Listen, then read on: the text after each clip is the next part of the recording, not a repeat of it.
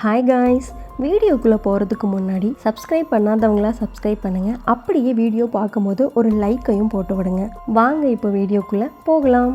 இந்த எபிசோட் தான் இந்த கதையோட லாஸ்ட் எபிசோடு. இந்த நாரி சும்மா இல்லாமல் ஹீரோனை கையில் அவங்களுக்கு பாதுகாப்பாக இருந்த அந்த பிரேஸ்லெட் பிச்சு எறிய அந்த பழைய சாபம் இப்போ மறுபடியும் ஹீரோயினை துரத்த ஆரம்பிச்சிருக்கும். ஒரு பக்கம் ஹீரோயின் உயிர் போகிற நிலமையில துடிச்சிட்டு இருக்க, இன்னொரு பக்கம் இந்த ஹீரோ நாரியை பார்த்து, இங்கே பாரு, இவளுக்கு மட்டும் ஏதாவது ஆச்சு உன்னை நான் உயிரோட விட மாட்டேன் அப்படிங்கிற மாதிரி மிரட்டிட்டு இருக்காப்ல. திடீர்னு அந்த இடத்துல நாரியா காணும். இவன் எங்கடா போனா என்னானா அப்படிங்கிற மாதிரி ஹீரோ பார்த்துட்டே இருக்காரு. அப்போ ஹீரோக்கு ஒரு கால் வருது. அந்த காலில் இந்த ஹஜு கூட அக்கா தான் பேசுறாங்க. தயவு செஞ்சு இப்போ ஹீரோயினை என்னோட இடத்துக்கு கொண்டு வா, நான் ஒரு லொக்கேஷன் அனுப்புறேன், அந்த இடத்துக்கு வா, அங்கே வந்தால் மட்டும்தான் இவனோட உயிரை காப்பாற்ற முடியும், என்னை நம்பு அப்படிங்கிற மாதிரி சொல்லிட்டு அந்த லொக்கேஷன் அனுப்புறேன்னு வச்சிருவாங்க. ஆனால் அந்த உயிர் போகிற நிலைமையிலையும் துடிச்சிட்டு இருக்க ஹீரோயின் என்ன சொல்லுவாங்கன்னா, இப்போ கூப்பிட்டது அது ஹஜு கூட அக்கா கிடையாது, அது அந்த தீய சக்தி, இப்படி எல்லாம் தான் பண்ணும் அப்படிங்கிற மாதிரி சொல்கிறாங்க. இங்கே ஹீரோக்கு ஒன்றுமே புரியல. ஹீரோயின் சொல்கிறத கேட்குறதா இல்லை இவங்க அக்கா காலில் இல்லை ஹஜு கூட அக்கா சொல்கிறத கேட்குறதா அப்படிங்கிற மாதிரி குழப்பமான நிலைமையில் இருக்கும்போது டக்குன்னு அங்கே கட் பண்ண இன்னொரு சீனை தான் காட்டுறாங்க. ஹீரோயின் கண்ணு முழிக்கிறாங்க. கண்ணு முழிச்சா முன்னாடி பார்த்தா முன்னாடி நாரி இருக்கிறத பார்த்து இங்கே என்ன நடக்குது, இவன் என்ன இங்கே பண்ணுறா அப்படின்னு சொல்லி பதட்டத்தோடையே எந்திரிக்கிறாங்க. முன்னாடி அவங்களோட ஃப்ரெண்ட்ஸ் நினைக்கிறாங்க. ஹீரோ, நாரி, அந்த ஹஜுக்கு 3 பேர் தான் நின்றுட்டு இருக்காங்க.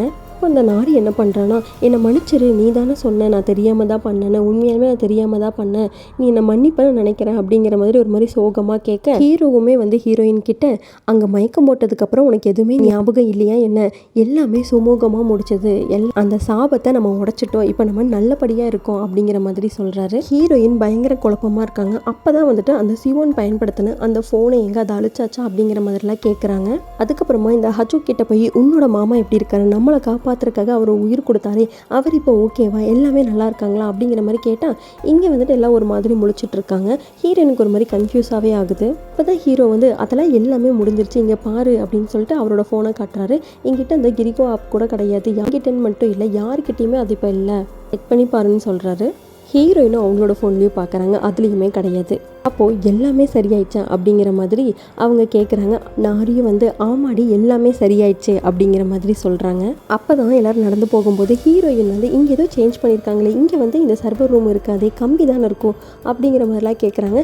அப்போ கூட அந்த நாரி என்ன சமாளிக்கிறான் அப்படின்னா, இல்லை இந்த மாதிரி ஒரு வேலைக்காக அதை வச்சுருந்தாங்க, அதை இப்போ எடுத்துட்டாங்க, அவ்வளோதான் அப்படிங்கிற மாதிரிலாம் சொல்கிறாங்க. பயங்கரமாக கன்ஃபியூஸ் ஆகி போன இவங்க என்ன பண்ணுறாங்க அப்படின்னா, பக்கத்தில் அந்த விண்டோ ஓப்பன் பண்ணி பார்க்குறாங்க. அப்படியே எக்ஸாக்டாக அவங்களோட விஷுவல் தான் அங்கே தெரியுது. அங்கே மட்டும் இல்லாமல் வெளியே தலை நீட்டி எட்டி பார்க்குறாங்க. டோட்டலாக அந்த 360 வியூ தெரியுது. இதே மாதிரி தான் இதுக்கு முன்னாடி அவங்க ட்ராப்பில் இருக்கும்போது இதை வச்சு தான் கண்டுபிடிச்சிருப்பாங்க அவங்க ட்ராப்பில் தான் இருக்காங்கன்னு சொல்லிட்டு. ஸோ இது மூலிமா அவங்க தெரிஞ்சுக்கிறாங்க இந்த கதை இன்னும் முடியலை அப்படிங்கிறது. இப்போ தான் பாஸ்டில் என்ன நடந்துச்சு அப்படிங்கிறத காட்டுறாங்க. ஃபோனில் ஹஜு கூட அக்கா சொல்லிட்டு இருப்பாங்க இல்லையா, ஆனால் ஹீரோனால எதை நம்புறதுன்னு தெரியாமல் முழிச்சிட்டே இருக்கும்போது அப்போ தான் அந்த ஃபோன் பக்கத்தில் அந்த டிவைஸை வச்சு பார்ப்பான். அது சுத்தாது. ஆனால் ஹீரோயின் பக்கத்தில் வைக்கும்போது அது பயங்கரமாக சுற்றும். அப்போ தான் அவனுக்கு ஒரு ஹோப் கிடைக்கிது. நீங்கள் லொக்கேஷன் அனுப்புங்க, இவ்வளோ நான் கூப்பிட்டுட்டு வரேன் அப்படின்னு சொல்லிட்டு கேபில் கொஞ்சம் தூரம் வரைக்கும் போவாங்க. அதுக்கப்புறமா கேபு போகாது. அதனால அவரே என்ன பண்ணுவார்னா, இவங்களை கைத்தாங்களை தூக்கிட்டு போக ஆரம்பிப்பார். அந்த மாய உலகத்தில் என்ன நடக்கும் அப்படின்னா, ரூல்ஸ்னால் எல்லாத்துக்கும் ரூல்ஸ் தான், நீ சாகிறது தான் ஒரே வழி அப்படிங்கிற மாதிரி சொல்லிட்டு இந்த நாரி என்ன பண்ணுறா அப்படின்னா, இவளை எப்படியாவது கொல்லணும் அப்படின்னு சொல்லிட்டு கத்தி எடுத்து குத்தலான்னு போவான். ஆனால் இங்கே ஹஜு கூட அக்காவுக்கு வெளியில் கூட போக முடியாத ஒரு சூழ்நிலை. இப்போ எப்படியாச்சும் அவங்கள கூப்பிட்டு வரணுமே, அவளோட உயிரை காப்பாற்றணுமே, என்ன பண்ணுறதுன்னு தெரியாமல் இவங்க ஒரு பக்கமாக தவிச்சிட்டு இருக்காங்க. எப்படியாச்சும் ஹீரோயினியை நான் காப்பாற்றுவேன், காப்பாற்றியே தீருவேன் அப்படிங்கிற மாதிரி முயற்சி பண்ணிகிட்டே கீழே பார்க்கும்போது அங்கே தான் இந்த ஹஜுக்கோட அக்காவோட வீடு இருக்கிறத பார்க்குறாங்க. அதுக்கப்புறமா லொக்கேஷன் தெரிஞ்சதுக்கப்புறமா மேலே மெல்ல போய் ஹீரோயினை அப்படியே தூக்கிட்டு ஒரு வழியாக அவங்க அக்கா கிட்ட கொண்டு போய் சேர்த்துறாப்புல. என்னால் முடிஞ்சது, இவளை எப்படியோ உங்ககிட்ட கொண்டு வந்து சேர்த்துட்டேன், இப்போது உங்களை நான் முழுசாக நம்புகிறேன், எப்படியாவது நீங்கள் தான் இவளை காப்பாற்றணும் அப்படிங்கிற மாதிரி சொல்கிறாரு. இங்கே ஹஜு கூட அக்கா அந்த சடங்குகளுக்கு தேவையானதெல்லாம் ஏற்பாடு பண்ணுறாங்க. அதுக்கப்புறமா இவங்க கொண்டு வந்த அந்த ஃபோனை முன்னாடியில் வச்சு அதுக்கு ஒரு விதமான பூஜையெல்லாம் பண்ணி மந்திரெல்லாம் போட்டு ஒரு வழியாக அந்த ஸ்வேடை எடுத்து அந்த ஃபோனோட மேலே இறக்குனா எல்லாமே முடிஞ்சிரும்னு பார்த்தா அப்படியே இருக்கு. ஹீரோயினும் துடிச்சிட்டே தான் இருக்காங்க. இவங்களுக்கு இங்கே ஒன்றுமே புரியல. இந்த பக்கம் மாய உலகத்தில் வந்துட்டு இந்த நாரி வந்து ஹீரோயினை கழுத்தை அறுக்கலான்னு சொல்லிட்டு கொஞ்சம் கொஞ்சமாக அப்படியே அறுத்துட்டே இருக்க டப்புன்னு நாரி மேலே ஒரு ஸ்வாடு வந்து உழுகுது. யாரடா அது அப்படின்னு பார்த்தா அது வேற யாரும் கிடையாது, ஹஜுக்கோட அக்கா தான். இவங்களை காப்பாத்துறதுக்கு இந்த மாய உலகத்துக்கே வந்திருப்பாங்க. ஹீரோயின் கிட்ட வந்து என்ன மன்னிச்சிரு, என்னால் அந்த சாபத்தை உடைக்க முடியல, ஏன்னா வெளி உலகத்தில் அது வேலை செய்யலை. இங்கே இருக்கிற இந்த மாய உலகத்தில் இருக்கிற அந்த ஃபோனை கண்டுபிடிச்சி உண்மையான சாபம் இந்த மாய உலகத்தில் தான் அடங்கியிருக்கு. வெளி உலகத்தில் இருக்க அந்த ஃபோனை மட்டும் அழிச்சா பார்த்தாது, இங்கே இருக்கிற இந்த ஃபோனையும் கண்டுபிடிச்சி அழிக்கணும். இப்படி இவங்க பேசிகிட்டே இருக்கும்போது முன்னாடி வந்துட்டு ஒரு உருவம் தெரியுது. அது வேற யாரும் கிடையாது, அது வந்து சிவோன் தான். அதுவுமே கழுத்தில் எந்த விதமான கட்டும் இல்லாமல் இருக்காங்க. இவங்க வந்து இத்தனை காலமாக இவங்களுக்கு வந்துட்டு ஹெல்ப் பண்ணிட்டு தான் இருந்திருக்காங்க அப்படிங்கிறதே வந்துட்டு ஹீரோயினுக்கும் அவங்க அக்காவுக்கும் இப்போ தான் புரியுது. ஸோ இந்த பக்கம் தான் சர்வர் ரூம் இருக்குது அப்படிங்கிற மாதிரி காட்டுறாங்க. இதை முடிவுக்கு கொண்டு வரணும் அப்படின்னு சொல்லிட்டு தான் எப்படி போகணும் என்ன பண்ணணும் எல்லாத்துக்குமே வந்துட்டு இந்த சிவோன் வந்துட்டு வழிகாட்டியாக இருந்திருப்பாங்க. இப்போ இந்த சர்வர் ரூமில் இருக்க அந்த ஃபோனை வந்து தேடி கண்டுபிடிச்சி அதை அழிச்சா மட்டும் போதும், எல்லாமே முடிவுக்கு வந்துடும். அப்போது இந்த ஹஜு கூட அக்கா வந்துட்டு ஹீரோயின் கையில் அந்த மாஸ்க்கை கொடுத்துட்டு இதுவும் கூட இருக்கிற வரைக்கும் யாரும் ஒன்றை எதுவுமே பண்ண முடியாது, பயப்படாமல் நீ போய் தேடி அதை கண்டுபிடிச்சி அந்த சாபத்தை அழி, இங்கே இருக்கிற தீய சக்தியை என்னால் முடிஞ்ச அளவுக்கு நான் பார்த்துக்கிறேன், நீ தைரியமாக போ அப்படிங்கிற மாதிரி அனுப்பி வைக்கிறாங்க. இங்கே நிஜ உலகத்தில் வந்துட்டு இவங்க கையெல்லாம் கிழிச்சு ரத்தத்தெல்லாம் கொட்டி ஒரு சில ரிச்சுவல்ஸ் வந்து பண்ணிட்டு இருக்காங்க. இந்த மாய உலகத்தில் வந்து அந்த சூனியக்காரியோட பொண்ணு பேய் இருக்கு இல்லையா, அது நின்றுட்டு இருக்கும். அதுக்கு முன்னாடியே வந்துட்டு இந்த சிவோன் வந்துட்டு வெளியே போகலாம் வரியா அப்படிங்கிற மாதிரி கூப்பிடுவா. அதுவும் கொஞ்சம் யோசிக்கும். அது வேற யாருமே கிடையாது, அது வந்து இந்த ஹஜுக்கோட அக்கா தான். இந்த சோனியக்காரியோட பொண்ணோட தசை திருப்பணும் அப்படின்னு சொல்லிட்டு இந்த மாதிரிலாம் பண்ணிட்டு இருப்பாங்க. ஒரு வழியே ஹீரோயின் அந்த சர்வர் ரூமை கண்டுபிடிச்சு அதுக்குள்ளே போகிறாங்க. ஆனால் அதே சமயத்தில் பார்த்தா அந்த சோனியக்காரோட பொண்ணு வந்து இங்கே ஹீரோயின் கூட பயங்கரமாக ஃபைட் பண்ண ஆரம்பிக்கிறாங்க. ஹீரோயின் கூட சண்டை போடுறது அந்த நாரி இருக்கா இல்லையா, அவளோட ஆன்மா போல. உங்களோட இதில் என்ன கொண்டுட்டீங்களே அப்படிங்கிற மாதிரி அது புலம்ப, அதுக்கு ஹீரோயின் அப்படியெல்லாம் எதுவும் கிடையாது, சொல்லப்போனால் நானும் ஹீரோவும் ஒரு நல்ல ஃப்ரெண்ட்ஸு தான், எங்களுக்குள்ளே வேறு எதுவுமே கிடையாது அப்படிங்கிற மாதிரி சொல்லுது. ஆனாலுமே அதை வந்துட்டு அந்த நாரி வந்து நம்ப மாட்டேங்கிறா. நீ சொல்கிற மாதிரி அவன் உன்னோட ஃப்ரெண்டாக மட்டும் இருந்தது தான் என்னை எப்படி கொண்டிருப்பான், ஸோ நீ பொய் சொல்கிற அப்படிங்கிற மாதிரி பேசிட்டு இவங்களை கொல்றக்க ஆரம்பிக்குது. உன்னை நான் சும்மா விட மாட்டேன் அப்படின்னு சொல்லிட்டு இவங்களை போட்டு சாகடிக்க ஆரம்பிக்குது. அதே சமயம் இந்த சோனியாக்கரோட பொண்ணுக்கு வந்துட்டு வந்திருக்கிறது வந்து சிவோன் இல்லை அப்படிங்கிறது தெரிஞ்சிருது. உடனே கையை பிடிச்சி முறுக்க அப்படியே வந்துட்டு ஹஜுக்கோட அக்கா வந்து உண்மையான உருவத்துக்கு வந்துடுறாங்க. அவங்க வந்து ஒரு சில மந்திரத்தை ஊற்றிட்டு அப்படியே அந்த அம்பை எடுத்து குத்திடலான்னு ஓங்கிட்டு வரும்போது டக்குன்னு இந்த சூனியக்காரோட பொண்ணு வந்து மறைஞ்சாடுறா. எங்கடா இவ்வளோ ஆளை காணோம் அப்படிங்கிற மாதிரி பார்க்குறாங்க. இன்னொரு பக்கம் இந்த நாரியும் ஹீரோயினும் பயங்கரமாக சண்டை போட்டுட்டு இருக்காங்க. அப்போ கூட ஹீரோயின் வந்து நீ வேணும்னே வந்துட்டு ஹூக்ஸ் ஆகிறதுக்கான காரணம் கிடையாது, எல்லாத்துக்கும் காரணமே அந்த ஆப் தான் அப்படிங்கிற மாதிரி இவங்களை வேறு தசை திருப்பணும் அப்படிங்கிற மாதிரி பார்த்துட்டு இருக்காங்க. பொறுமையெல்லாம் இறந்த ஹீரோயின் உன்கிட்ட பேசி பிரோஜனமே கிடையாது அப்படிங்கிற மாதிரி புலம்பிட்டு நாரியை போட்டு வெளுன்னு வெளுத்து ஒரு வழியாக அவளை வந்து மயக்கமடைய வச்சு அந்த சர்வர் ரூமுக்குள்ளேயே போயிடுறாங்க. ஆக்சுவலாக பாஸ்டில் வந்துட்டு இந்த சிவோன் வந்து அவங்களுக்கு ஏற்பட்ட அந்த அவமானத்தினால அந்த சாபத்தை வந்து உருவாக்கியிருப்பாங்க.